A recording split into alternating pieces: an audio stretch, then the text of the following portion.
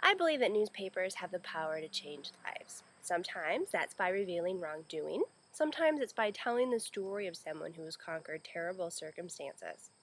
Sometimes it is merely by broadening our horizons and letting us know how others live. The thousands of stories I wrote during my 10 years working for the Star newspaper affected my life. There were many interviews where I wiped tears away.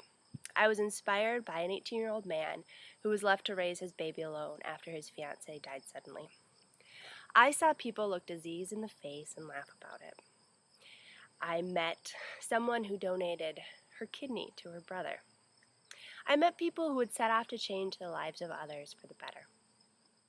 I met folks with fun hobbies. I'll never forget hopping into an airboat with Dick Lichtendahl and cruising along the river that I'd grown up along. Or climbing up 100 steps to view Rush City from the fire department's new aerial ladder truck. I gained a new perspective on familiar places. Our media is powerful in that it exposes truth as well. There are many countries where the news is regulated. I remember flipping through newspapers when I was in China last year. It was during the Olympics.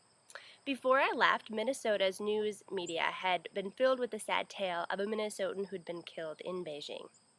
I asked my husband, who was in China a few weeks ahead of me, if he'd heard about it. No, he hadn't.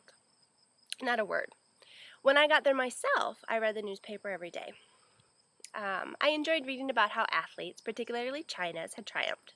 But each story was worded in such a way that you knew that nothing negative would ever be told. There was nothing in those newspapers, for instance, about the controversy swirling around that young gymnast, even though many people outside of China questioned her age. I returned home from China grateful for a free press. While I often criticize America's propensity toward sensationalism, we are free to talk about what we want in our newspapers and in our blogs. We don't have to wonder if what we're being told on TV is a lie being glossed over. For that, we're lucky.